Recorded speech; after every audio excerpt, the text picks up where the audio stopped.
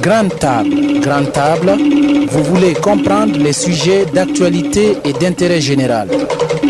Suivez votre émission Grande Table sur la 95.9 Renaissance FM.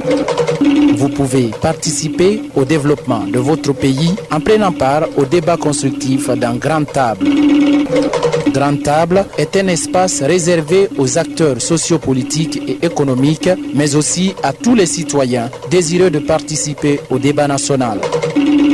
Grande Table, c'est sur Renaissance FM du lundi au jeudi de 9h30 à 11h. Mesdames et messieurs, cette émission est une rediffusion. La technique est assurée par Fatoumata Binta Bari, au micro-présentation Mansara Etienne, Achama Ligatouri. Bonjour et bienvenue dans votre émission Grande Table, l'émission qui vous permet de débattre autour des sujets d'intérêt national. Chers auditeurs de la 95.9, la plus grande radio communautaire de Guinée, ce matin nous avons comme invité M. Alpha Boubacar Ba, chargé de communication de l'UFDG. M. Ba, bonjour. Bonjour M. Mansarin, bonjour Mademoiselle Touré. Bonjour. Encore bienvenue dans cette émission Grande Table et bonne année. Oui, on ne s'était pas vu depuis, bonne et heureuse année, mes meilleurs voeux, surtout pour notre pays. Oui.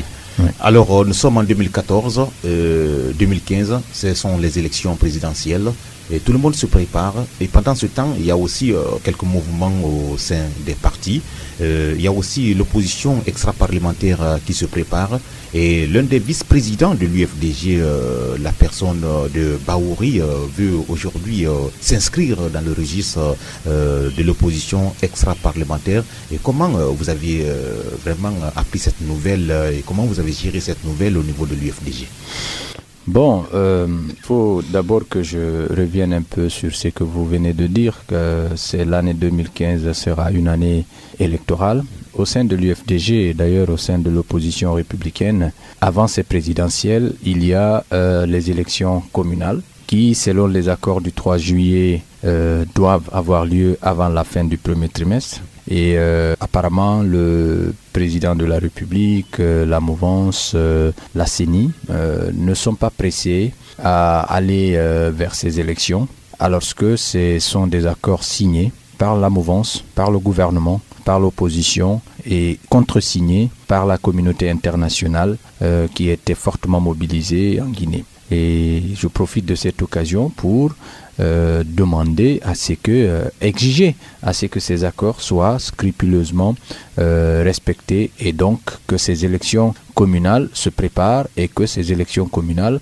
aient lieu conformément à ces accords-là, parce que vous savez, en Guinée, avant les législatives qui devaient avoir lieu 6 mois après l'installation du nouveau président de la République, il y a eu des morts, il y a eu des dégâts matériels importants pour qu'il y ait des élections enfin. Parce que tout simplement, nous devons terminer par avoir des élections. Je crois que c'est de la responsabilité du chef de l'État que d'organiser ces élections avant qu'on ait encore des affrontements, parce que il est sûr que l'opposition ne va pas se laisser faire. Nous n'allons pas nous asseoir et attendre que le chef de l'État ait de l'humeur ou bien qu'il se sente préparé ou pas pour aller à ces élections peut-être une année après ou même aller au-delà au courant 2015. Donc avant les élections présidentielles, il y a les élections communales qu'il faut à tout prix organiser vraiment très rapidement. Maintenant, vous me demandez pour en ce qui concerne l'opposition extra-parlementaire. Bon, écoutez, c'est comme vous, j'ai lu cette nouvelle dans la presse, notamment sur le site internet, de la création d'une opposition dite extra-parlementaire.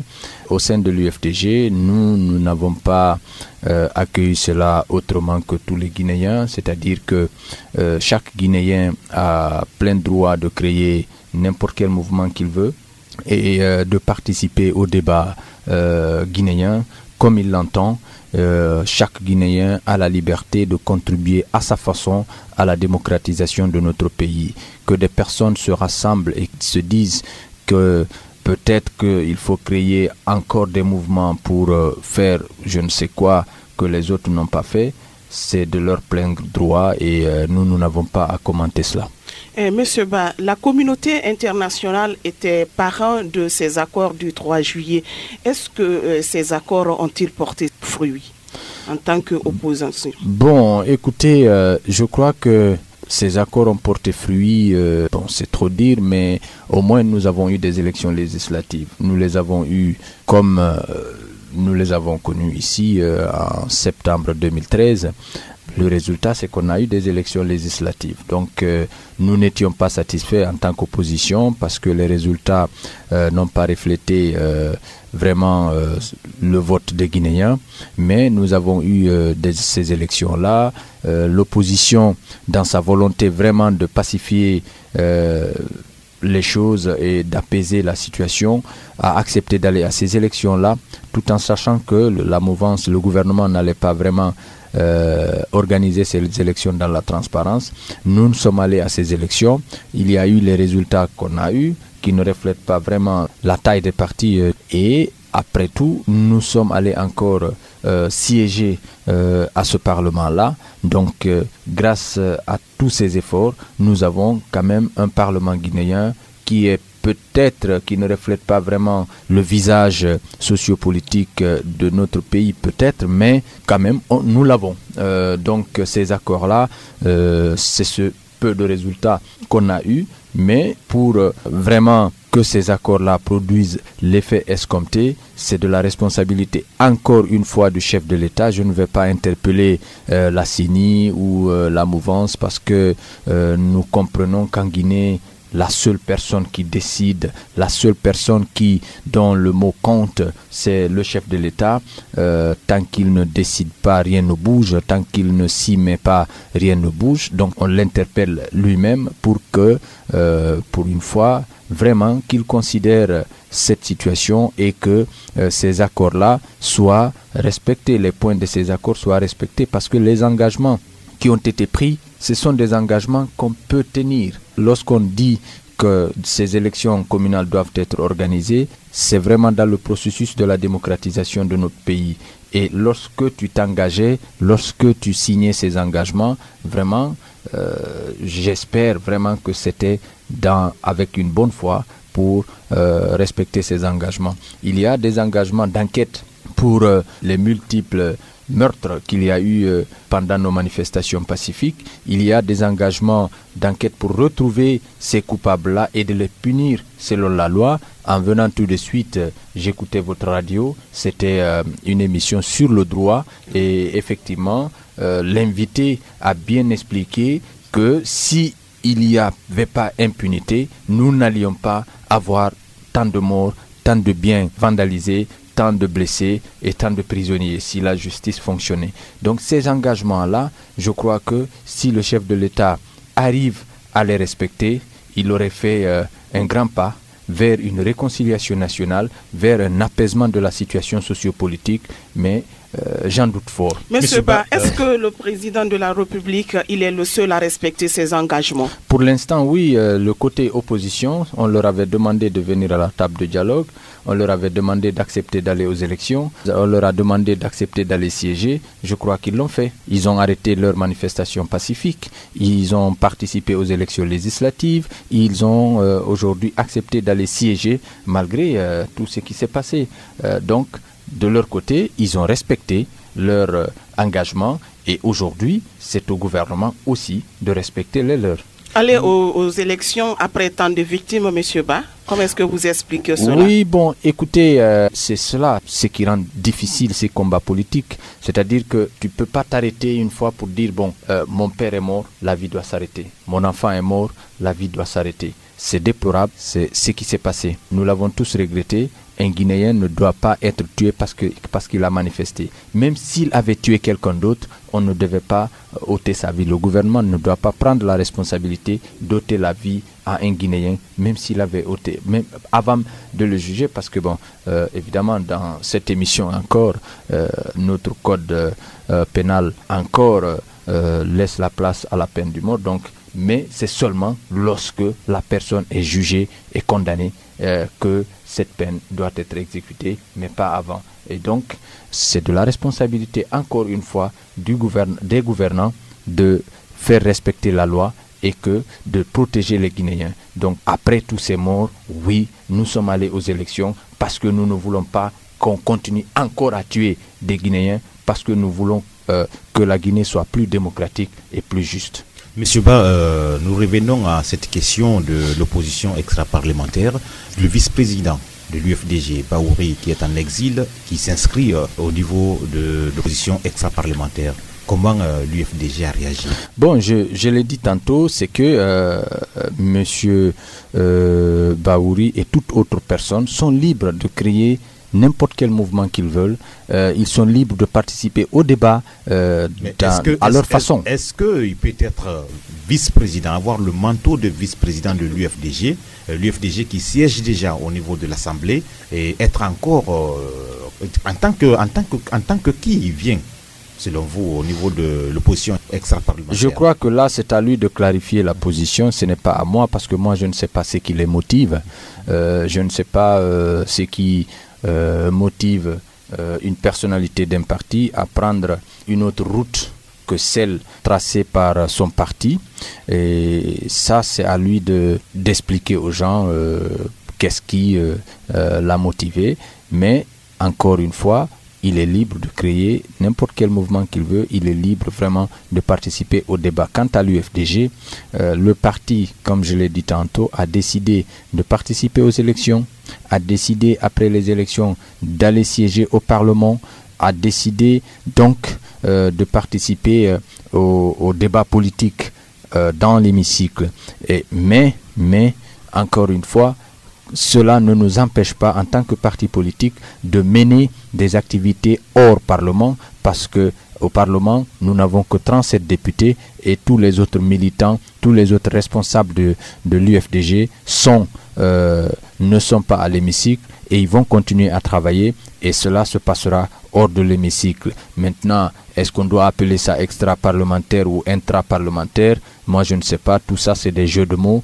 Ce qui importe, c'est que nous participons au débat, nous sommes présents et nous sommes, en tant que parti, un acteur majeur, sinon l'acteur majeur de cette vie politique de notre pays. Cette participation de l'UFDG au niveau de l'Assemblée est considérée par Bahouri comme un sacrifice de la lutte politique. L'UFDG a sacrifié la lutte politique. Comment vous réagissez? Bon, au niveau de l'UFDG, toutes les décisions prises vraiment après une large concertation des dirigeants, une large concertation avec les militants, parce qu'à l'UFDG, nous avons ce qu'on appelle le conseil politique, c'est vraiment l'organe dirigeant du parti. Ces conseils politiques se réunissent 2 fois ordinairement par semaine, et parfois il y a des réunions extraordinaires. Ça se décide là. Le président et toute autre personne membre de ce conseil politique pose le problème, ça se discute, chacun donne son avis et parfois même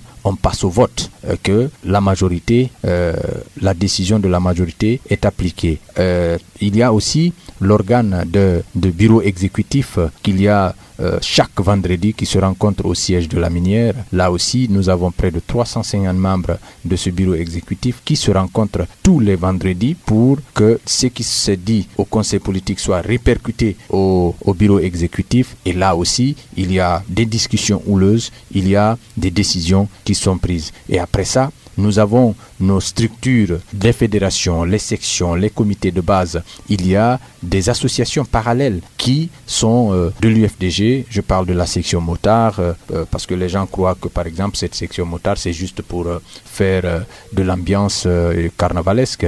Non, c'est une association bien organisée, bien structurée qui participe à la vie et à la prise de décision même parce qu'ils sont consultés à chaque fois qu'il y a une décision majeure qui est prise au sein du parti. Donc des associations comme ça, des personnalités ressources, le président fait le tour de toutes ces associations, toutes ces structures-là avant de prendre une décision. Et lorsque cette décision est prise par le parti, par les organes du parti, en concertation avec toutes ces structures existantes du parti, je crois que la responsabilité incombe à tout un chacun de respecter cette ligne et cette décision du parti pour effectivement faire valoir nos textes, parce qu'il y a des textes, il y a les statuts, il y a le règlement intérieur, et moi en tant que responsable, j'ai l'obligation de respecter ces textes et de respecter la décision du parti. Lorsque je ne suis pas d'accord, à moi de venir participer à ces conseils politiques, de participer au débat et de dire que je ne suis pas d'accord.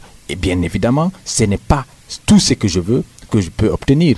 Parfois, le président veut qu'on aille à gauche et que le conseil politique, le bureau exécutif, que la majorité veut qu'on aille vraiment à droite et que le président accepte cela parce que, voilà, il est président, mais il y a toutes ces structures-là et que ce n'est pas à lui seul de décider, il donne son avis. Évidemment, parfois, on lui laisse la latitude, d'ailleurs c'est les textes du parti qui lui laissent la latitude de prendre la décision pour le parti et au nom du parti que nous autres nous suivons, mais pour la plupart des cas, c'est en concertation et c'est la majorité qui gagne. Ok, Monsieur Ba, c'est la majorité qui gagne. Moi, je veux m'accentuer un peu sur les élections présidentielles qui se sont déroulées en 2010, les législatives en 2013. Est-ce que, Monsieur Ba, l'UFDG a aujourd'hui un manque à gagner? Bon, écoutez, nous sommes en évolution. Il y a des révolutions dans tous les partis politiques. Monsieur Mansaray l'a dit. Mais il faut dire que l'UFDG, nous sommes aujourd'hui, je vous assure, en matière électorale, en matière stratégique, nous sommes plus forts qu'à la veille des élections de 2010.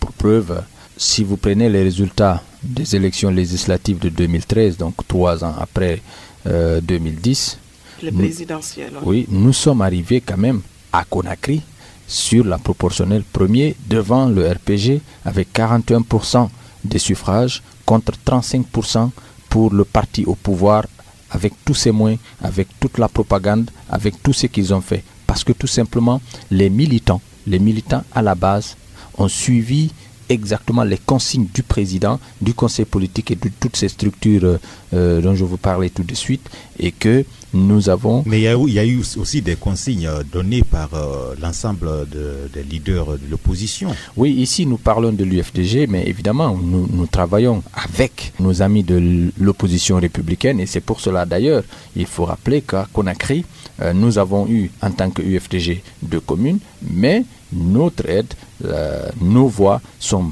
parties à l'UFR lorsqu'il s'agit des élections des députés uninominaux, où nous avons pu rafler les 3 autres communes au nom de l'UFR, et à Boké aussi, c'est la même chose.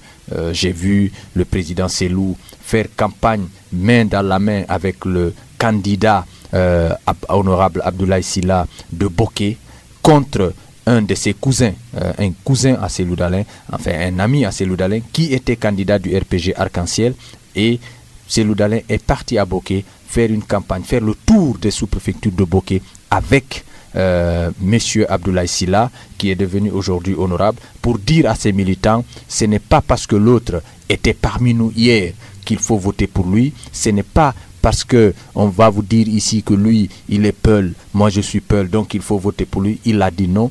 Notre candidat ici, c'est M. Abdoulaye Sylla, le candidat de notre allié, l'UFR et Sidya Touré. Ça, c'est un bel exemple d'alliance qui a fonctionné, et les voix se sont reportées, et heureusement, nos militants ont été vraiment disciplinés, et parfois, à Matoto ici, ils ont été ceux qui ont défendu corps et âme les résultats de Matoto. Ils sont restés là pendant tout le temps que nous avons connu pour défendre des résultats qui devaient aller au candidat de l'UFR, notre allié. Donc, c'est pour vous dire que nous travaillons toujours avec nos alliés au sein de l'opposition républicaine, et d'ailleurs cette opposition républicaine est à féliciter, parce que depuis qu'il y a multipartisme en Guinée, jamais il n'y avait eu une unité de l'opposition comme cette unité qu'on a connue et qu'on connaît encore en Guinée, avec ses leaders, Selou Dalein, Sidya Lansana Kouyaté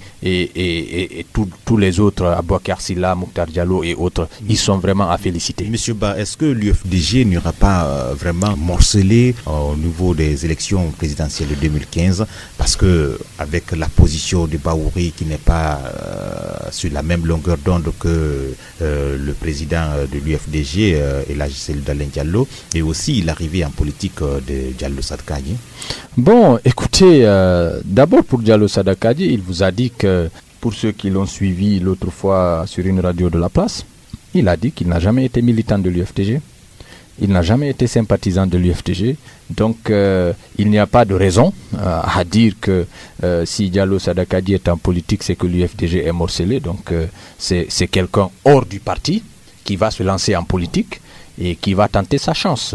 D'ailleurs, nous le souhaitons la bienvenue au sein de l'opposition, parce que nous espérons vraiment qu'il ne va pas être contre l'opposition, mais plutôt il va apporter sa contribution pour le combat contre cette mauvaise gouvernance. Donc, en tant que parti leader de l'opposition, nous n'avons fait que souhaiter la bienvenue à M. Diallo Sadakadji et à son parti en devenir. Quant au vice-président, je crois que monsieur le vice-président de l'UFDG, Bahouri, a fait des déclarations ici qui devaient contenter les militants de l'UFDG, et ces déclarations devaient être comprises par l'opinion publique guinéenne, parce que lorsqu'il dit que il reste l'UFDG dans l'âme et c'est cela jusqu'à sa mort, ça veut tout dire. Donc ça répond à votre question de morcellement de l'UFDG. Il n'y a pas de morcellement, il dit qu'il reste UFDG. Il est dans l'âme UFDG, Cellou Dalein est dans l'âme UFDG, nous sommes tous dans l'âme UFDG, donc il n'y a pas question de morcellement, il n'y aura pas de morcellement de l'UFDG. Cependant, Bahouri dit qu'il y a deux courants politiques qui divergent au niveau de l'UFDG. Ça, c'est dans tous les partis politiques, M. Mansarin, dans toutes les formations politiques. Nous sommes venus d'horizons différents, nous avons d'éducation différentes, nous avons peut-être des visions différentes de tous les sujets, c'est-à-dire nous ne pouvons pas avoir les mêmes vues, les mêmes analyses pour toutes les situations, et cela, lorsqu'on est dans un grand parti comme l'UFDG, il faudrait qu'on accepte qu'il y ait différentes analyses de ces situations-là, et c'est pour cela qu'on doit se concerter à chaque grande décision. Ce n'est pas le chef qui se lève pour dire bon voilà, je décide qu'on aille à gauche ou à droite pour que tout le monde suive. Et c'est aujourd'hui, par exemple, si vous prenez le RPG, le doyen Alpha Condé a dirigé le parti comme cela depuis longtemps, et aujourd'hui c'est la base originelle. Je ne dis pas la base électoraliste ou la base opportuniste qui a suivi le président Alpha Condé de la République, mais ce Alpha Condé, leader d'opposition de 91, 92, 13, c'est cette base historique-là qui se lève encore une fois pour dire au président halt, nous avons combattu ensemble, nous t'avons mis là, nos parents ont tout perdu, ils ont vécu le martyre pour que tu sois là où tu es. Il faut que tu fasses attention aux enfants de ceux-là qui ont tout perdu et parfois même qui sont morts en prison pour toi. Il faut que tu fasses attention. Et d'ailleurs, j'ai écouté un des jeunes qui a parlé à la radio, qui a eu le courage d'ailleurs de reconnaître qu'il y a eu des problèmes et que le président de la République devait écouter sa jeunesse et devait écouter sa base, sinon il risque de perdre cette base-là. Vous savez, cette question était vraiment tabou au sein du RPG. Ce jeune-là, d'ailleurs, les gens n'ont pas manqué vraiment à lui rendre hommage, à dire que c'est grâce à lui aujourd'hui que les choses se décantent au sein de ce grand parti. Donc, toutes les grandes formations politiques, il y a ce problème. Le parti politique qui n'a pas un problème de divergence de vue, croyez-moi, c'est un tout petit parti politique où il n'y a pas trop d'intérêt. Lorsque nous avons un parti comme l'UFDG qui est en position de gagner des élections, d'avoir la présidence de la République, croyez-moi, chacun a ses ambitions. Moi, là où je ne suis pas en politique pour être juste un petit figurant. J'ai peut-être pas l'âge aujourd'hui d'ambitionner beaucoup de choses, mais chacun d'entre nous a une ambition. C'est pour cela qu'il se lance en politique, sinon tu ne vas pas tout abandonner pour faire juste la politique où il n'y a pas de revenus, où il y a tous les risques, quoi. Donc, ces divergences de vues, c'est une richesse pour l'UFDG. Ok, et M. Ba, parlant justement d'écouter la base, vous avez dit ici dans ce studio que les militants de l'UFDG écoutent le président. Mais est-ce que ce n'est pas le contraire qui se produit quand on sait que la dernière marche qui a été organisée par l'opposition républicaine, vous avez demandé à vos militants de ne pas sortir. Néanmoins, ils sont sortis et il y a eu des victimes. À part de cela, je veux prendre l'exemple sur le PDN qui disait souvent j'ai écouté la base m'a dit de ne pas siéger et que je ne vais pas siéger. Est-ce que ce n'est pas le cas chez l'UFDG? Bon, écoutez, le PDN a écouté sa base et le PDN a décidé de ne pas siéger. Mais le PDN, selon ce que le leader même dit, sa base a dit non, il a dit non. Il suit sa base. Et c'est cela vraiment une bonne gestion de son parti. Mais vous avez dit à vos militants de ne pas sortir le jour de la je parle d'abord du cas PDN, même si moi personnellement je déplore cette situation parce que c'est un manque à gagner à l'opposition lorsque M. Kouyaté, quand on sait sa contribution au sein de cette opposition républicaine, il faut rappeler quand même qu'il reste opposition républicaine. Il l'a dit, il l'a répété tout récemment le week-end dernier encore. Il le répétait à Paris lors d'une conférence qu'il a eue avec nos compatriotes vivant à Paris. Il l'a répété encore, il reste ferme sur sa décision. Qu'il est opposition républicaine, mais qu'il n'allait pas siéger. Donc ça, c'est de respecter ce que veut la base. Quant à l'UFDG, vous faites allusion à la journée ville morte qui a coûté la vie à 2 autres jeunes enfants de l'axe de Bambeto ici d'ailleurs, paix à leur âme. Je crois que là, ce n'est pas les gens qui sont sortis. Le jeune homme qui a été tué, il a été tué devant, devant son cyber. Il n'a pas été tué dans la rue en train de jeter les cailloux et tout ça. Et même si c'était le cas, je l'ai dit encore une fois, il n'avait pas vraiment, personne n'avait le droit de tuer. Et lorsqu'il fut abattu, c'est la pick-up qui est venue. Les jeunes étaient là. Et bon, il y avait pas de travail. Ils étaient devant leur boutique parce que vous savez que c'est pendant ces journées ville morte, pendant ces manifestations, qu'il y a que d'autres personnes de mauvaise foi profitent pour aller vandaliser des boutiques, aller vandaliser des concessions. Et c'est pour cela que lorsqu'il y a manifestation ou lorsqu'il y a journée ville morte, tout le monde reste devant leur boutique, devant leur magasin, pour ne pas que ces magasins-là soient vandalisés. Et c'est dans ce cadre-là que le jeune homme-là s'est retrouvé devant son cyber à 100 mètres du domicile familial. Et c'est là qu'une pick-up, dont on connaît le numéro matricule, a foncé dans le public et a tiré des rafales, pas vers le haut, donc directement vers les personnes qui étaient là, comme s'il avait vraiment intention de tuer. Parce que lorsque tu tires à balles réelles dans la foule, tu ne peux pas dire que tu n'avais pas l'intention de tuer. Lorsque tu veux faire des rafales de sommation, tu tires en haut, tu tires en l'air, et c'est cela les rafales et ça aussi pas avec des balles réelles. Malheureusement en Guinée, c'est cela. Donc ce n'est pas parce que les militants ne respectent pas le mot d'ordre. Les militants ont respecté les mots d'ordre parce qu'il n'y avait pas manifestation, il y avait une journée ville morte, mais les militants aussi savent que lorsqu'il y a journée ville morte, souvent il y a du vandalisme, et du vandalisme, lorsqu'on regarde bien, souvent, je ne dis pas que c'est les forces de l'ordre qui le font, mais en tout cas c'est des éléments en tenue de forces de l'ordre qui font souvent ces vandalismes-là. Donc les populations sont restées devant leur boutique, devant leur magasin pour empêcher cela, et c'est dans ce cadre-là que le jeune homme-là a été tué. Voilà, Monsieur Ba, vous allez m'excuser beaucoup. Cette journée de ville morte, nous étions dans ce studio ce jour-là. Nous avons interrogé le porte-parole de l'opposition républicaine, en l'occurrence Aboubakar Silla. Il a dit la ville morte chez nous signifie fermer boutique et magasin et rester à la maison. Oui. Oui. Exactement, c'est ce que je viens de vous expliquer. Oui. Et toutes ces personnes sont restées chez eux. Maintenant, lorsque les forces de l'ordre, la sécurité, l'État ne peut pas protéger tes biens, qu'est-ce que toi tu fais? Tu protèges tes biens parce que tu vis de ces biens-là. Lorsque ce sont ceux-là même qui sont censés de protéger ta boutique, ton magasin, qui viennent te piller après, tu es censé être devant ta boutique. Ça ne veut pas dire que tu marches, ça ne veut pas dire que tu fais du mal. Tu viens rester devant ta boutique, tu t'assois là, tu guettes pour empêcher que ces gens-là ne viennent. Et lorsque une pick-up quitte n'importe où pour venir carrément dans la masse, dans la foule, tirer à balles réelles à hauteur d'homme pour tuer, en ce moment, il ne faut pas aller chercher ailleurs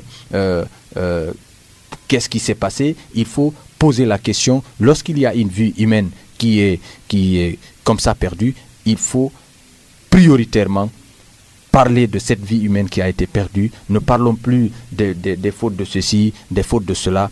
Pourquoi la personne a été tuée? Pourquoi un militaire ou un gendarme, un policier, doit-il se permettre de tirer sur son compatriote parce que tout simplement le gars il était arrêté là ou ceci? Voilà la vraie question à se poser. Ce n'est pas autre chose. La vie humaine, elle est sacrée. Mesdames et messieurs, cette émission est une rediffusion. Okay. Alors, Monsieur Ba, nous revenons toujours autour de l'union au sein de l'UFDG. Vous êtes obsédé par cette affaire de l'UFDG. Oui, bon. Parce que vous le saviez, vous avez dit vous-même, il peut y avoir divergence dans un grand parti. Un parti où il n'y a pas de divergence, c'est que c'est un petit parti. Et aujourd'hui, il y a le Sadakaye qui rentre en politique. Vous dites que Diallo Sadakaye n'a jamais milité au sein de l'UFDG. Ben, pourquoi il y a eu rencontre entre le président de l'UFDG et Diallo Sadakaye? Bon, écoutez, ce n'est pas moi qui dis que Diallo Sadakaye n'a pas été militant. C'est lui, Diallo, qui dit qu'il n'a jamais été militant ou sympathisant de l'UFDG. Il a rajouté qu'il est l'ami du président de l'UFDG, El Hadji Alain Diallo. Donc si les amis se rencontrent, il n'y a pas de problème à ça. C'est-à-dire qu'on fait la différence, ils démontrent par là qu'ils font la différence entre la politique et l'amitié. Mais selon le site Guinea News, les deux amis ne se parlaient plus. Ça fait plus d'une année. Vous savez, ce n'est pas tout ce qui est écrit qui est vrai. Il y a beaucoup de suppositions. Parce que si vous demandez tout de suite à ce journaliste qui a écrit cela, il ne peut pas vous dire de qui tient-il cette information. Il ne peut pas vous dire que c'est Cellou Dalein qui l'a dit. Il ne peut pas non plus vous dire que c'est Sadakaye qui l'a dit. Et pourtant, il parle des deux qui se sont rencontrés et eux, ils n'étaient pas là. Alors c'est des suppositions. Ils ne se parlaient pas, ils ne le savent pas. Ils se sont rencontrés, ils se sont dit quoi? Ils ne le savent pas. Ils ont eu peut-être une nouvelle que les deux se sont dit bonjour et de là, le journal, il veut toujours attirer le lecteur. On crée des titres pompeux et puis ça attire les lecteurs. Voilà ce qui se passe. Mais je dis bien que si ils se sont rencontrés, parce que moi je n'ai pas l'info, si ils se sont rencontrés, c'est que c'est vraiment brave parce que ça montre une fois encore, c'est un exemple. Est-ce que c'est pas une crainte? La politique est différente du côté humain. Ils sont amis, ils se rencontrent entre amis et la politique, ils se font la politique, mais il n'y a pas de problème. Est-ce que c'est pas par crainte de voir, parce que si aujourd'hui Diallo Sadakaye se présente aux élections présidentielles de 2015, mais il va sans dire qu'il va puiser aussi dans le Fouta? Écoutez, en 2010, nous avions combien de candidats issus du Fouta? Sur les 24, ils étaient près de 8. Cela n'a pas empêché l'UFDG d'être arrivé au premier tour et que si n'eût été Ratoma qu'on avait annulé, l'annulation des résultats de Ratoma, Cellou Dalein aurait été élu dès le premier tour président de la République. Donc il n'y a pas un problème à ça. Et depuis 2011, l'UFDG se bat contre un parti présidentiel qui a tous les moyens, toutes les forces. Et nous n'avons pas fléchi et nous continuons à nous renforcer. Croyez-moi, l'UFDG, on n'a pas peur de la concurrence. C'est cela la politique. Il ne faut pas avoir peur de la concurrence. Tu te bats.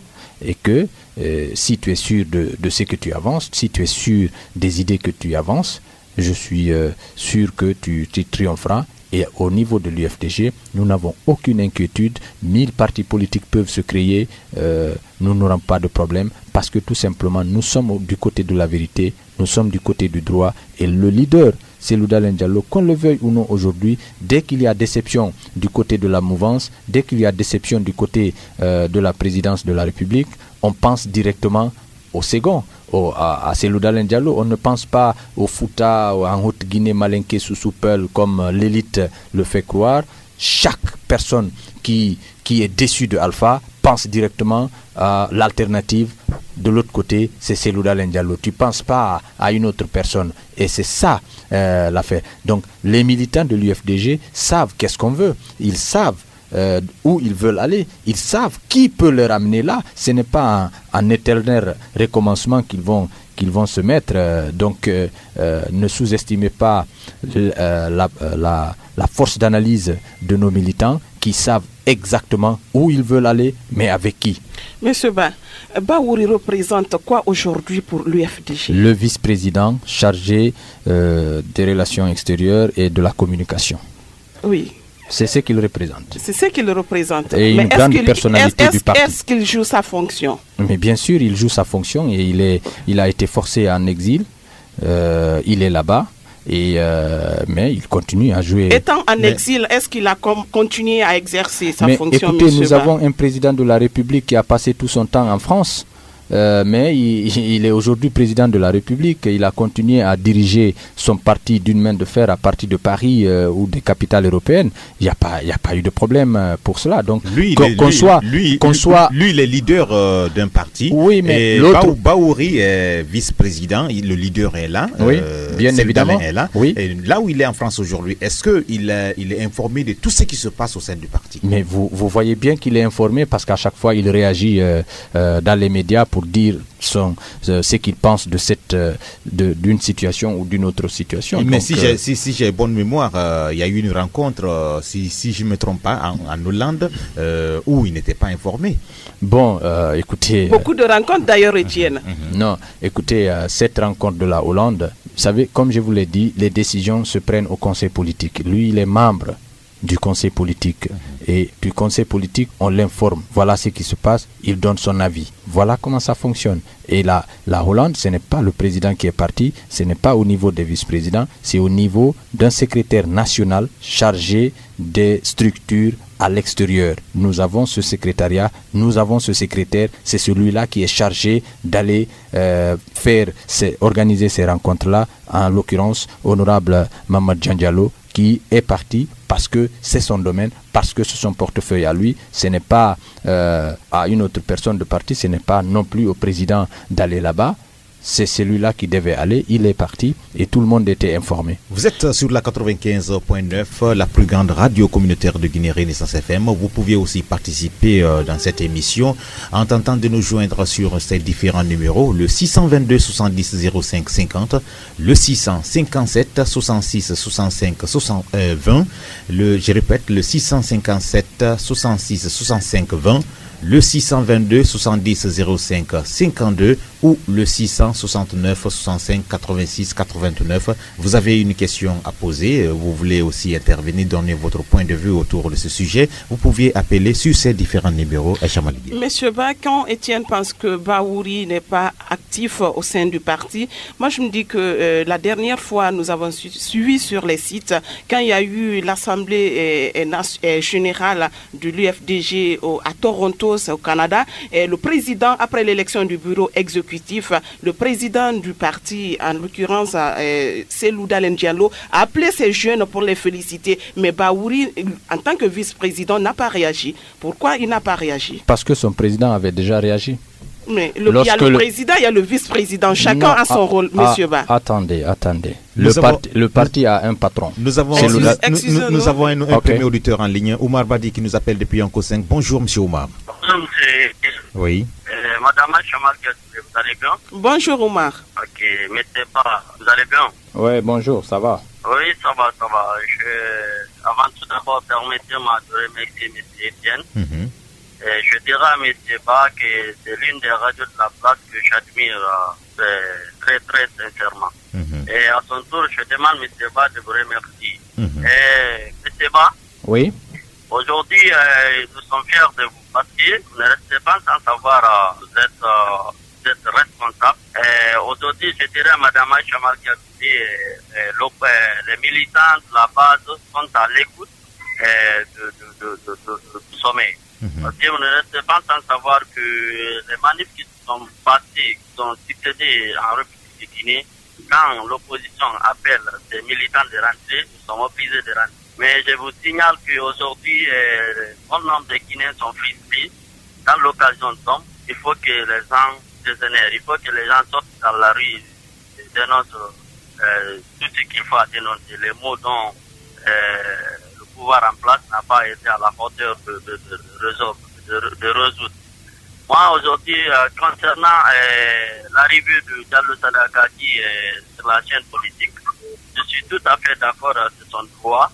Il est la bienvenue, mais cela ne peut pas empêcher l'UFDG de pratiquer sa feuille de route, de passer, de prendre ses objectifs.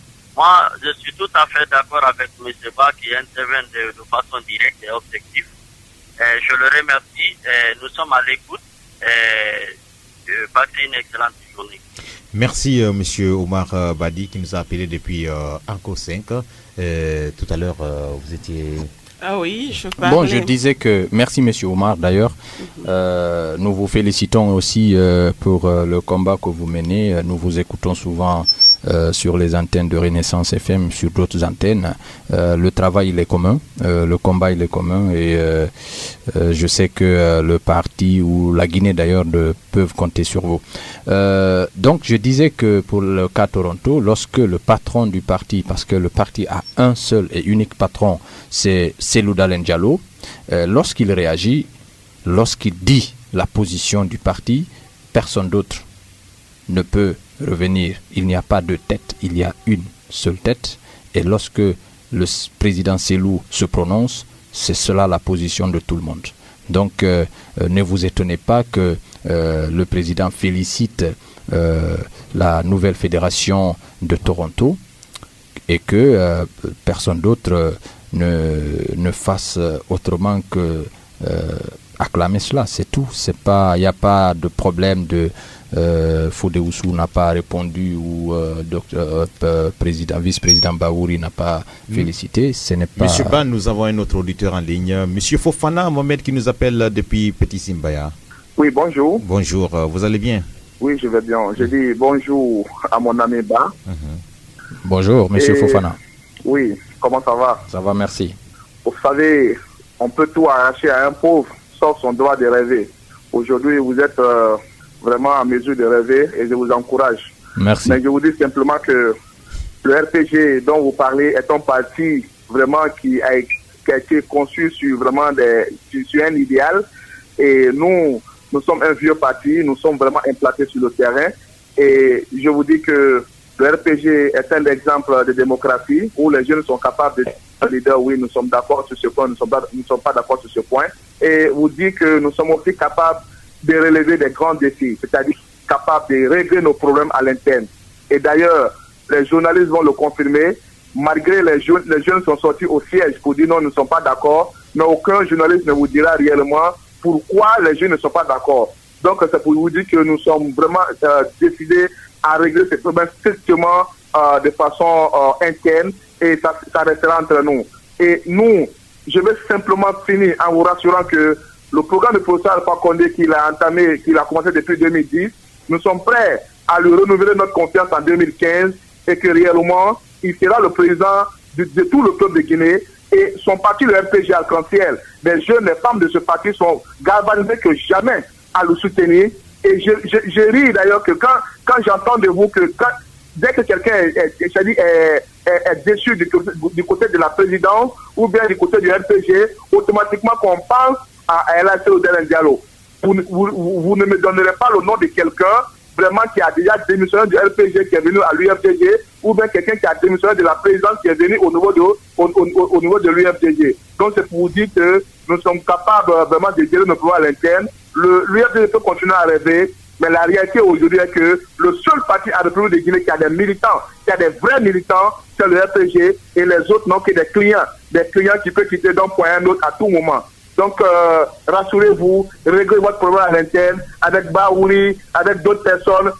Et même quand tu me dis que Diallo Sadakati n'a jamais été un sympathisant de l'UFDG ou bien un militant de l'UFDG, je vous comprends, mais la réalité est que les Guinéens ne sont pas aveugles. tout le monde sait réellement ici la relation qui a existé entre Selou et Diallo Salakadji et la relation qui a existé entre l'UFDG et Diallo Salakadji. Mais en tout cas, je vous laisse vraiment assumer la responsabilité de vos propos, mais rassurez-vous que Diallo Salakadji, s'il crée un parti politique, vraiment l'UFDG va trembler. Et je sais qu'aujourd'hui, vous êtes en train de négocier auprès de Diallo Salakadji pour qu'il crée son parti avant 2015. Je vous remercie, que Dieu bénisse la Guinée. Merci, M.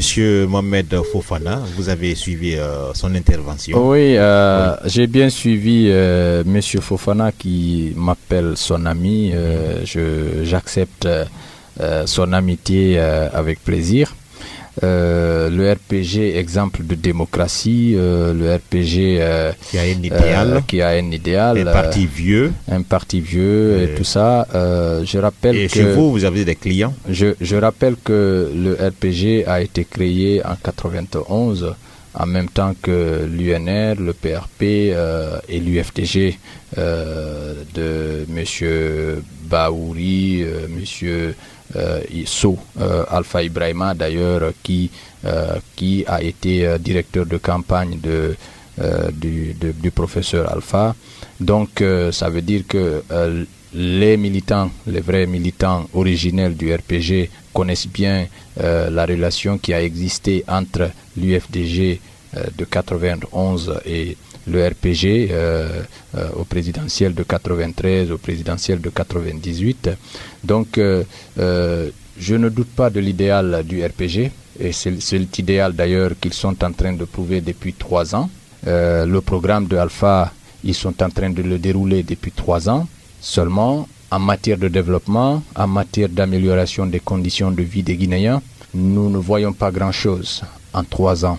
Nous voyons un président toujours opposant. Lorsque vous prenez sa sortie l'autre fois à Koya, un président de la République qui vient faire semblant qu'il est abasourdi par ce qui se passe à Koya, qui peut imaginer dans un pays comme la Guinée dirigé de fer de main par Alpha Condé, quelqu'un peut aller s'atteler à casser des maisons dans toute une ville sans que le président de la République ne soit au courant. Mais il est toujours resté cet opposant-là. Ce jour, j'ai vu l'opposant qui a cassé ici, qui vous a demandé ceci. Avant de casser, il faut indemniser. Mais c'est de sa responsabilité de régler ça avant de venir là-bas. Il n'avait même pas à venir là.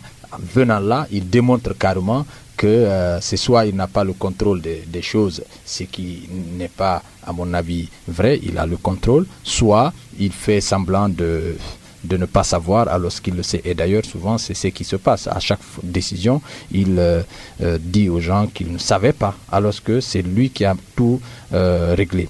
Maintenant, les conflits internes. Ici, moi, j'ai pas dit que le RPG va exploser comme les gens du RPG le disent souvent de l'UFDG.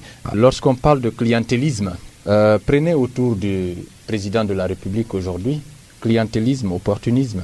Si vous prenez son ministre de la Pêche, c'est celui-là qui les embastillait à Farana, au temps de Lansana Conté. Il se retrouve aujourd'hui bombardé ministre et il continue à embastiller encore et à frapper, à emprisonner les militants du RPG originel à Farana. Nous avons tous suivi les témoignages d'un des fondateurs du RPG à Farana qui en pleurait même et que les témoignages ont ému plus d'un. Et ça, c'est pas moi qui l'ai fait, c'est pas l'opposition qui l'a fait, ce n'est pas l'UFDG, ce sont les militants du RPG qui l'ont dit. Nous ne savions pas ça. Tout ce que l'on sait, aujourd'hui, Alpha est entouré par ceux qu'il qualifiait hier de tout et de rien, de mauvais gestionnaires et de tout. Aujourd'hui, regardez ses conseillers. Le seul qui est là-bas et qui soit vraiment du RPG, c'est M. Diané Mamadi, qui a souffert le martyre ici lui-même pour Alpha. C'est le seul qui est à la présidence qui soit vraiment du RPG. Tous les autres étaient du PUP. Mesdames et messieurs, cette émission est une rediffusion. D'accord, nous avons encore l'opportunisme quand tu Monsieur Ba, vous allez revenir tout à l'heure. Monsieur Bayo est encore en ligne. Bonjour Monsieur Bayo. Merci à M. Eugène, merci à Malguia, merci à l'invité. Oui. Ce n'est pas très fréquent en Afrique qu'on trouve un tel modérateur, un tel invité.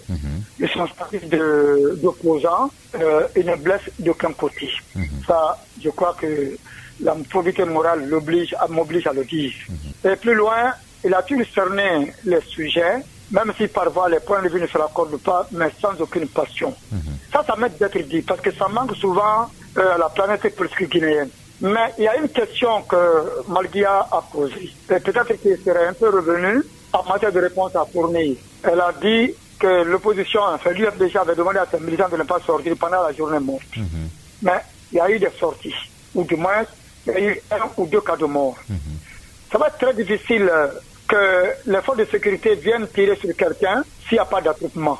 Je n'ai pas nié, parce que là, s'il lui le dit, c'est qu'il m'a l'air plus informé. Parce que je sais quelqu'un qui ne parle pas de n'importe quoi. Au même moment également, il faut aussi lui reconnaître que ici, quand il y a des marches, les gens qui sont des bailleurs, les opérateurs économiques, à des moments donnés, il faut avoir l'objectif de reconnaître qu'ils sont obligés de venir rester à côté de leurs biens. Cela ne veut pas dire par là qu'ils sont sortis pour perturber. Mais au même moment aussi, il faut reconnaître qu'il y a eu des perturbateurs. Ce que je voudrais peut-être dire auprès de M. Ba, c'est que si vous réagissez en tant qu'opposition pour avoir un certain statut et pour être rétabli dans ces raisons, je crois que cela ne devrait pas aboutir tout le temps à enterrer des âmes. Moi, je pense que si moi je dois réagir à l'État pour être installé dans mes droits et que je sais qu'il y a eu souvent des cas, cela doit se passer à mon absence, mon âme va partir, soit parce que c'est la maladresse de l'État, ou alors moi aussi, je me suis compris de façon que cela ne soit plus compatible à la normale. Dans l'un ou l'autre des cas, je dois réviser ma position pour voir 1 cas, 2 cas, 3 cas où il y a eu des morts. Parce qu'on se bat justement pour ces âmes. Si elles partent, la position doit être révisée. Certainement qu'ils mettent à tout au compte de l'État. Mais moi, je ne mets ni au compte de l'opposition, ni au compte de l'État. Mais je dis bien que c'est dans leur camp qu'il y a eu des cas de mort. Enfin, dans la plupart des cas. Ça, je crois que quelqu'un d'entre vous a posé la question là. Par rapport au cas de M. Salakaji, là, ici, consultant, je ne suis pas parti politique, mais il a fait des déclarations qui peuvent, comme on peut le dire, faire trembler. Son cas, je crois que quelqu'un d'entre vous l'a dit, parmi les modérateurs, ça va ressembler un peu au cas de M. Lansana Kouyaté. S'il vient puiser dans l'électorat du Fouta, parce que les élections sont communautaires en Guinée, qu'on le veuille ou pas, s'il vient puiser là, il est clair que ça va quelque part diminuer les plumes par lesquelles l'UFDG en tant qu'oiseau réussit souvent à voler. Mais ce n'est pas tout. Je prends l'exemple de Lansana Kouyaté. Il faut reconnaître, parce qu'il a dit que si on n'avait pas annulé Ratoma, Dalin serait passé dès le premier tour. Mais si Ousmane Kaba, si Lansana Kouyaté, si Daraba Saran, si François Fall, si Mamadou Diawara n'était pas candidat en Haute-Guinée, certainement que les données de Alpha Condé ne se seraient pas réduites à 18 et quelques pourcents. C'est dit par là que c'est une question de fraction. Quand on fait une analyse par rapport au numérateur, il faudrait bien qu'on passe au dénominateur, ce qui peut faire d'elle une fraction. Sans l'une, l'autre ne peut ramener la chose en formule d'équation. Donc très rapidement, je me dis de toute façon, si cela revenait dans la scène politique, ce n'est pas exclu qu'il parte certainement avec M. Baouri. Je ne puis le dire. Je ne vends pas la peau de l'une avant de l'avoir abattu. Voilà très rapidement quelques raisonnements que je fais, sans jamais avoir la prétention de trancher une seule fois. Mais je dis encore une fois de plus qu'il est très modéré et il est très équilibré, il est très communicatif.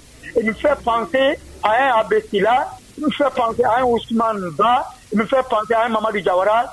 Et quand ces gens la passent sur les antennes, ils ne sont pas accablants comme certains politiciens. Des deux bords, naturellement, qui pensent que pour réussir, il faut aller insulter les gens. C'est qu'il faut justement revoir avec beaucoup de recul. Merci, Monsieur Fodé Bayo, notre consultant permanent. Mesdames et messieurs, cette émission est une rediffusion. Nous revenons encore dans cette émission, la 95.9, l'émission Grande Table, l'émission qui vous permet de débattre autour des sujets d'intérêt national. Ce matin, nous avons comme invité Monsieur Alpha Boubacar Ba, il est le chargé de communication au niveau de l'UFDG. Et nous allons prendre tout à l'heure en direct le directeur de la sûreté urbaine de Conakry, le commissaire Aboubacar Kassé. Bonjour mon commissaire. Oui, bonjour. Mon commissaire, nous avons appris que vos services ont réussi à arrêter des faux policiers à Conakry. Oui, c'est effectif. Nous sommes en train de balayer devant notre porte avant d'aller chez les autres. Et les nouvelles instructions pour pouvoir impulser les actions de police sur le terrain pour que nous soyons plus opérationnels. Je pense que Monsieur le ministre de la Sécurité et de la Protection civile, en rapport avec la direction et tous les autres cadres, nous avons eu à nous pencher sur beaucoup de sujets. Et au niveau de la routière, il a été constaté que les embouteillages, l'un des facteurs des embouteillages à Conakry serait dû au mauvais comportement de certains agents de police. Et des analyses approfondies à ce niveau aussi, nous avons constaté que nombreux sont les individus qui arboraient les tenues de police et des insignes pour venir faire la routière.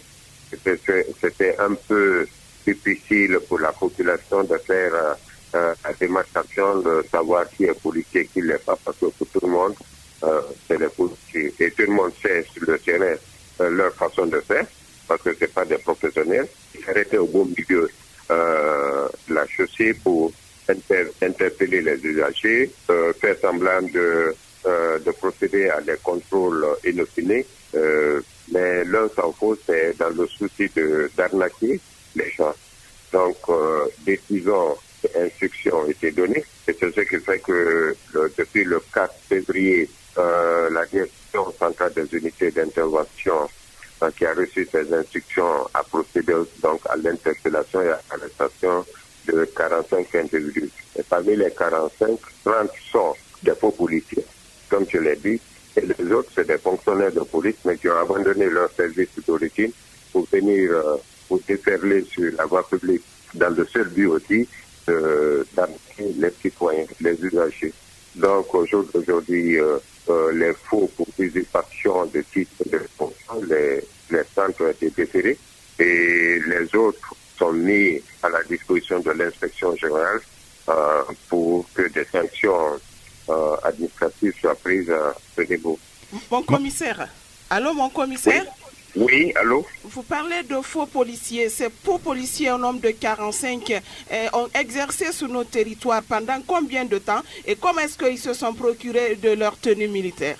Policiers? C'est pas les 45, j'ai dit que c'est 30. Parmi les 45, il y a 30 qui sont des faux policiers. C'est-à-dire, bon, c'est un constat. Bon, généralement, c'est ce que les uns et les autres appellent quotidiennement des bénévoles.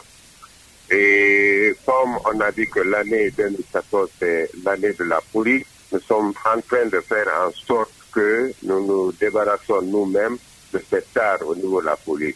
Avant de faire appliquer la loi dans toute sa rigueur chez les autres, il faudrait bien qu'on commence par chez nous. C'est ce qui fait que M. le ministre de la Sécurité a dit que si ces gens avaient des tuteurs, parce qu'ils ne peuvent pas aussi venir comme ça sur la voie publique en train de faire ce que je vous ai décrit. S'ils ont des tuteurs au niveau des services de police, les derniers aussi vont subir la sanction à la dimension de la forfaiture. Monsieur, mon commissaire, oui. Vous pensez que ces 30 et quelques policiers ont été aidés par d'autres qui sont bien entendus dans la fonction? Oui, vous savez que bon, chacun, quand on leur demande, ils disent non, moi c'est tel ou tel qui m'ont dit de venir faire ce boulot. Si cela s'avère vrai, c'est dire que les sanctions vont tomber. D'accord. Le directeur général a dit à qui veut l'entendre que c'est des sanctions qui peuvent aller jusqu'à la radiation. Voilà. Mon directeur, qu'en est-il aujourd'hui des présumés assassins du commissaire? Oui, 3 individus ont été arrêtés et détenus par la direction centrale de la police judiciaire. Par la direction centrale de la police judiciaire parce que les enquêtes, les investigations menées au niveau des corps des téléphones que détenait le feu Pascal Bangoura nous ont conduits vers eux et les enquêtes nous ont donc permis de trouver en leur possession donc ces téléphones. C'est ce qui fait que pour ces indices graves et concordants, ils sont déférés pour association de malfaiteurs, vol à main armée et assassinat. Mon commissaire. Il s'agit dénommé Mamadou Kadi, alias Kika, Abled Diallo, alias Boboron, Abled Paris, alias Gazawal et Fou Makaveri. Nous devons des téléphones trouvés en leur possession. l'enquête, la visite domiciliaire effectuée chez eux nous ont permis aussi de trouver en ce lieu des tenues, des culottes ensanglantées. On a trouvé en ce lieu des tenues de police, supposées être des tenues de police, enfouies dans des plastiques et tachées.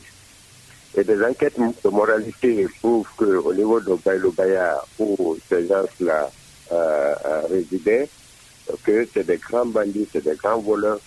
Et leur arrestation a suscité beaucoup de soulagement au niveau de la population de cette localité. Loin s'en faut. Nous, on dit que c'est des supposés auteurs de l'assassinat. Parce que le jour de l'assassinat, le fait Pascal avait des téléphones. Et ces téléphones se sont retrouvés avec eux. Et que nous ont permis quand même de les arrêter et de les déférer pour certains-là. Mon commissaire. Oui. Qu'est-ce qui va être le sort de ces faux présumés policiers? Madame, je viens de le dire, ils sont déférés pour usurpation de titres et de fonctions. Nous savons, c'est un acte délictuel, c'est censé être prévu et puni par la loi. Et à ce niveau, peut-être le juge d'instruction, en rapport avec le procureur, ils vont approfondir les enquêtes. Si les enquêtes les amènent à interpeller d'autres fonctionnaires de police, il va sans dire que la sanction en la matière sera prise. Et mon commissaire? Oui. Nous savons qu'ils ont été déférés, mais est-ce qu'ils seront punis par la hauteur de leur forfaiture? Je souhaiterais que vous renvoyez poser cette question au procureur de la République près du tribunal de première instance de Dixine. Vous savez, la justice, elle est indépendante. Elle est indépendante. Bon, mais elle doit dire le droit, mon commissaire. Le droit, rien que le droit. Voilà. Merci, mon commissaire, d'avoir répondu à nos questions. On vous souhaite de passer une très très bonne journée en compagnie de la 95.9. Merci, mon frère. Merci beaucoup. Bien. Alors, nous revenons au studio avec Monsieur Ba Bouakar. Alors, vous étiez en train de répondre tout à l'heure lorsque nous avons eu le temps de flash et nous avons appelé aussi Monsieur Fodé Bayo. Vous l'avez aussi écouté. Oui. Et comment vous réagissez? Bon, alors je parlais quand même de l'opportunisme pour encore sur Monsieur Fofana. Alors, je dis que évidemment que pour parler de l'opportunisme politique, il faut bien penser à balayer, comme Monsieur commissaire Kassé d'ailleurs vient de le dire ici devant leur porte, avant d'aller chercher des poux sur la tête rasée des autres partis, notamment l'UFDG. Et il nous dit qu'on continue à rêver. Je crois qu'aujourd'hui, nous sommes sûrs que s'il y a élection transparente, il n'y aura pas de problème avec l'UFDG. Nous sommes sereins, nous sommes sûrs que sur le terrain, nous sommes présents. Et d'ailleurs, le RPG, ils savent vraiment que l'UFDG représente une force et c'est pour cela qu'ils mettent tout en œuvre, même dans la formation de leur gouvernement. Lorsque le président de la République a parlé d'un gouvernement de mission et a critiqué les membres du gouvernement, il avait vraiment l'intention, je suis sûr qu'il avait vraiment l'intention d'avoir un gouvernement de technocrates enfin qui puisse travailler. Malheureusement, les politiciens sont venus lui rappeler qu'il n'a que moins de 2 ans pour préparer sa réélection et que mettre un premier ministre technocrate qui pouvait aller travailler, ils n'ont plus le temps. Ils ont un premier ministre qui fait bien le directeur de campagne et tout. Ils ont des personnalités qui ont mouillé le maillot lors des élections législatives dernières. C'est à ces personnes-là qu'il incombe de lui faire réélire. Donc, lorsque M. Bayo, moi aussi je suis très heureux d'avoir M. Bayo comme interlocuteur parce que tout simplement ces déclarations ici montrent bien que il y a des gens encore en Guinée qui puissent vraiment faire la part des choses et qui puissent analyser sereinement, sans parti pris, les choses. J'ai rencontré beaucoup de gens qui se disent consultants, mais qui ne font pas la part des choses entre RPG et pouvoir parce qu'ils veulent faire plaisir au pouvoir. Oui. Monsieur Alassane Sow qui nous appelle depuis Concasser. Bonjour Monsieur Sow. Bonjour, vous allez bien? Oui, ça va très bien. Vous avez l'antenne. Bon, je remercie d'abord votre invité, vraiment que j'apprécie beaucoup. Bon, moi je vais dire par rapport à ceux qui vous appellent, dire que vraiment en 2015, on va reconduire Alpha Condé. Vraiment, les gens là, c'est des rêveurs. Moi, je pense que les gens qui disent ça, c'est des gens qui n'aiment pas la Guinée, vraiment. Parce que si c'est au nom de Dieu, le jour là, la Guinée dira au revoir à la paix. Nous, on ne peut pas souffrir 5 avec M. Alpha Condé et que M. Alpha Condé dit encore qu'il est président ici. Donc, nous, c'est l'occasion pour nous vraiment de se débarrasser de lui. Bon, par rapport maintenant à l'IFDG, c'est que M. Seloudalen doit comprendre, et certains cadres du parti, nous les militants de l'IFDG, on a beaucoup d'estime pour M. Baouri.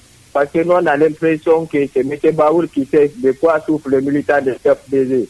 Donc, l'IFDG doit tout faire pour vraiment essayer de se comprendre avec Baouri. Parce que si Baouri, si ceci de parti, c'est pas bon. C'est pas bon pour l'IFDG. Il faut que les gens sachent ça. Parce que moi, je cause avec beaucoup de militants de l'IFDG dans les quartiers. Je sais ce qu'ils me disent.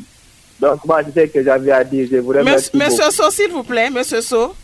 Oui. Vous pensez que M. Baouri et l'UFDG ne sont pas d'accord? Ils ne sont pas d'accord. Moi, je sais ça, ils ne sont pas d'accord. Baouri et Seloudalen n'ont pas les mêmes méthodes politiques. Et les militants de l'UFDG soutiennent l'idéologie de M. Baouri. Il faut que les gens sachent ça. Mais M. Sow, oui. M. Ba reste toujours le vice-président de l'UFDG. C'est M. Ba qui l'a confirmé ici. De par exemple, vous voyez ce qui se passe au Soudan d'ici, entre le vice-président et le président actuel. Ce qui veut dire que l'autre aussi avait des soutiens. Donc moi, ce que je veux dire aux responsables de l'UFDG, vraiment, j'essaie de se comprendre avec Baouri. Parce que moi, à ma compréhension, vraiment, l'UFDG n'a rien fait pour M. Baouri. Parce que si c'était Seloudalen qui était à l'exil, M. Baouri allait se lever et faire revenir Seloudalen ici. Je sais ça. Je vous remercie beaucoup. Merci, M. Sow Alassane, qui nous a appelé depuis Concasser. Vous allez rapidement réagir. Vous allez me permettre de dire bonjour à notre militant, M. Sow Alassane, et lui rassurer que si lui-même il écoute M. Baouri comme il le dit, M. Baouri dit qu'il est dans l'âme, je l'ai dit ici, UFDG, et qu'ils ne doivent pas considérer les divergences de vues entre Baouri et Seloudalen comme une source d'explosion du parti. Le parti ne se résume pas à des personnes. Le parti politique, c'est nous tous, lui Alassane Sow militant, moi chargé de com ou d'autres personnes, même les sympathisants. Le parti nous appartient. Donc nous n'avons pas de soucis à nous faire et nous n'allons pas aussi nous concentrer sur une seule chose durant 5 ans. Nous allons continuer. Maintenant, à dire que l'UFDG n'a pas fait grand-chose pour le retour de M. Baouri. Bon, c'est des choses qui se disent souvent, mais il faut savoir que il y a des méthodes de travail pour des cas spécifiques comme celui de M. Baouri qui ne peuvent pas être étalés sur la voie publique et qui ne peuvent pas produire du résultat tout de suite et que nous avons besoin du temps. Nous avons un autre auditeur qui est en ligne, M. Diallo, qui nous appelle depuis Dixine. Bonjour, M. Diallo. Bonjour, comment allez-vous? Oui, ça va très bien, vous avez l'antenne. C'est Ibrahim Diallo, j'appelle de l'Andrea. Oui, M. Ibrahim Diallo, allez-y. Ouais, bon, je voudrais seulement lever un voile sur le truc de Diallo Sadakadji là. Pour nous, le Fouta n'a pas 2 candidats au Fouta. Nous sommes derrière, hélas, Seloudalen Diallo. Je pense que c'est suffisant pour les auditeurs de comprendre cela. Parce que nous avons déjà montré, montré preuve de confiance en 2010. Je pense que Selou n'était pas le seul candidat du Fouta en 2010. Il y avait Baousman, il y avait beaucoup de personnes. Donc l'arrivée de Diallo Sadakadji sur la scène politique ne va rien déranger sur le Fouta. Vous comprenez? Oui, on vous suit. Bon, je pense maintenant les gens doivent comprendre que vraiment maintenant on a besoin d'un changement en Guinée parce que les gens sont fatigués de la politique de M. Alpha Condé. Voici la banque Badam qui a détourné ici, là, jusqu'à présent, il n'y a rien, on ne parle plus de ça. On casse les gens et la maison des gens à Koya a une valeur, une maison qui coûte 10-15 millions, rien te donne 5 millions. Quelquefois, on te dit que on ne reconnaît pas, toi tu ne fais pas partie. Donc vraiment, moi je vais poser une question seulement à votre invité. Bon, qu'est-ce qu'ils envisagent pour relancer l'économie de la Guinée en 2015? Parce qu'en 2015, nous avons décidé, toutes les communes de Conakry, bon, d'après mon sondage, a décidé d'élire la président de la République. Bon, quand il sera élu, ma question est de savoir qu'est-ce qu'il décide. C'est-à-dire, quelles sont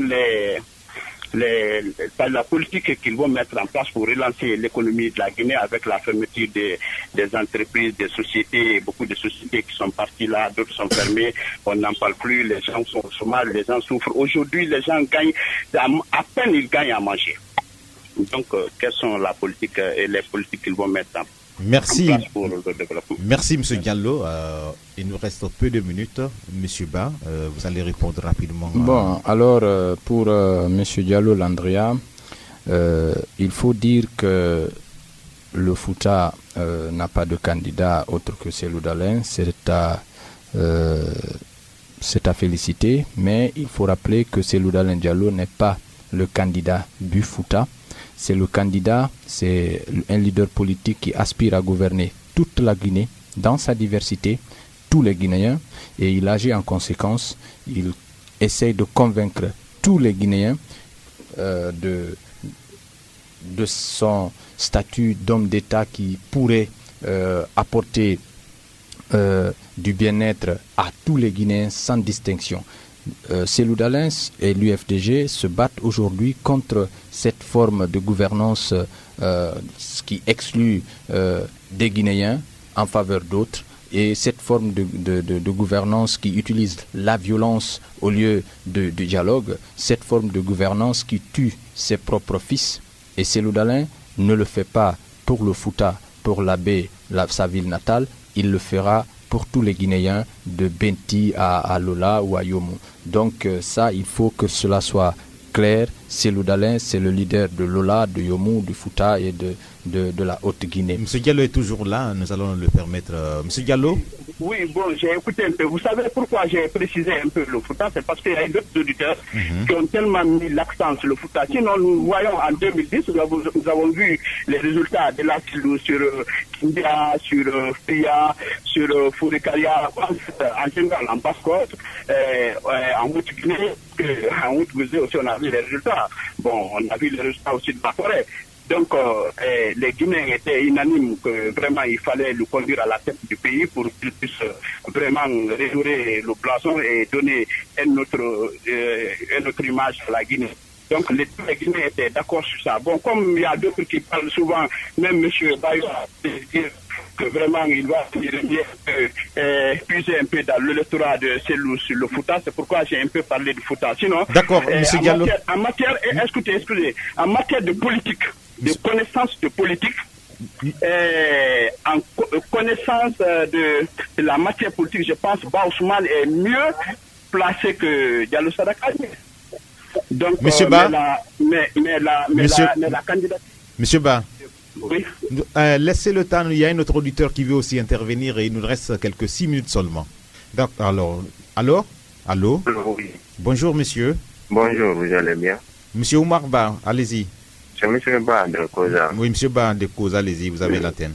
Oui, je félicite votre invité, Bakara Ba. L'autre fois, je l'avais suivi sur une radio à Chéri FM. Je l'avais posé quelque chose.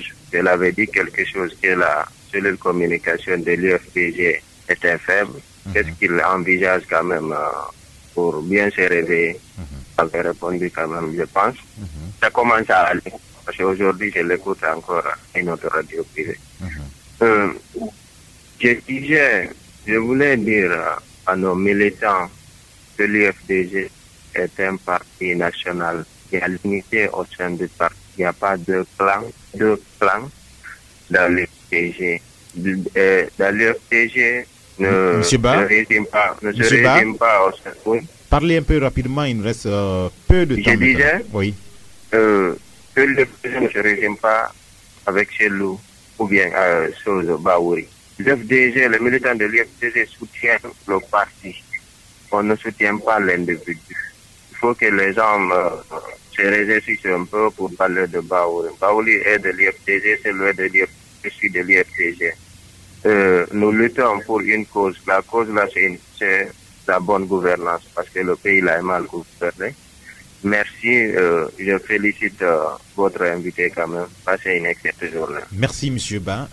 Il nous reste quelques 4 minutes. Merci M. Ba pour effectivement le distinguo que vous faites entre l'UFDG national et la caricature qu'on veut faire passer. Et M. Diallo de l'Andrea, je comprends effectivement pourquoi vous avez insisté sur le Fouta. Ça, c'est évident. C'est-à-dire que les Guinéens, ce qu'ils ne comprennent pas, c'est qu'on mélange souvent, c'est que si Cellou Dalein est soutenu à l'Abbé, au Fouta, c'est normal. Si Sidya Touré est plus soutenu en Basse-Côte qu'en Forêt, c'est normal. Si Alpha Condé est soutenu beaucoup plus en Haute-Guinée qu'au Fouta, c'est normal parce que ça débute dans ton village, de ton hameau, le village, la préfecture, la région. C'est de ça d'abord. Ce n'est pas de l'ethnocentrisme, c'est parce que c'est ta famille d'abord qui doit te soutenir pour que les autres viennent se rajouter. Ça, il n'y a pas de problème. Même dans les grandes démocraties, vous allez voir que chaque leader, chaque parti politique a son fief naturel où, quelle que soit la faute du leader, quelle que soit la faute du candidat, ce fief-là vote pour ce candidat-là. Ça, c'est normal. C'est seulement instrumentaliser cette affaire qui est normalement de règles pour avoir le pouvoir, pour mettre les communautés en querelle, parce que hier je le disais sur une radio, les communautés, nous-mêmes Guinéens, la société guinéenne, nous ne sommes pas ethnocentristes, nous vivons ensemble, nous sommes nés ensemble, nous étudions ensemble, nous grandissons ensemble. Moi, je donnais mon exemple particulier hier. Moi, je suis né à Forécaria. Je suis né dans la famille même, dans la concession même de M. Kassori Fofana. Mon homonyme, c'est son grand frère.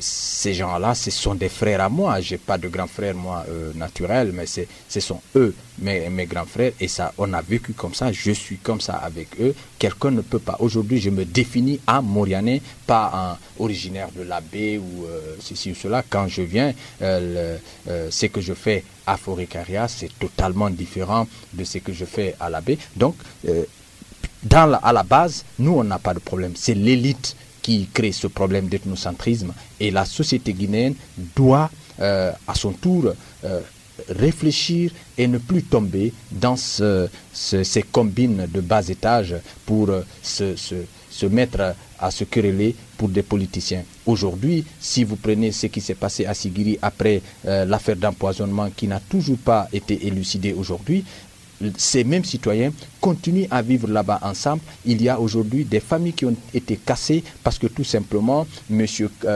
Kaba Kouyaté ou je ne sais quoi, avait épousé Mademoiselle Diallo et c'était devenu une famille. Et à cause de ces problèmes-là, les enfants se sont retrouvés sans maman à côté ou sans papa à côté parce que tout simplement, les politiciens sont venus nous mélanger en tant que toi tu es Peul, Soussou, Malinké et Forestier. Nous, société, parce que l'élite ne va pas arrêter ces actions-là. Parce que l'élite, pour accéder au pouvoir et pour s'y maintenir, ils vont toujours utiliser ça. Et les opportunistes qui sont autour, qui gagnent leur pain et qui se considèrent les plus bénis de la République, parce que tout simplement, ils sont au pouvoir et ils ont ces opportunités-là, ils ne vont pas aussi aider le président à voir clair. Et ils vont continuer à exacerber cette affaire d'ethnocentrisme. Et c'est à nous, société guinéenne, de lutter contre cela. Et c'est à nous de mettre un terme à cela et de montrer la voie à ces leaders-là pour leur dire, nous sommes un et un seul en Guinée. Il n'y a pas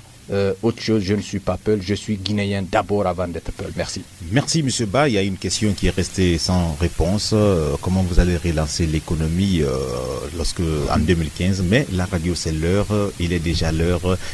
Prochainement, vous aurez le temps certainement de satisfaire. Je renvoie M. Diallo et à tous ceux qui veulent savoir cela au programme de société de l'UFDG qui est publié sur le site de l'UFDG, ufdgonline.org. Il y a le projet de société là-bas et s'ils le veulent, ils peuvent venir aussi au siège pour savoir effectivement qu'est-ce que nous allons faire de cette économie guinéenne. Fatoumata Bintaba a assuré la technique. Mansari Etienne Aïcha Maligui était là pour présenter cette émission. C'est ici qu'on va fermer portes et fenêtres de l'émission Grande Table. On se retrouve très bientôt si nous sommes encore de ce monde. Mais d'ici là, je vous prie de garder votre sourire. Grande Table. Grande Table, vous voulez comprendre les sujets d'actualité et d'intérêt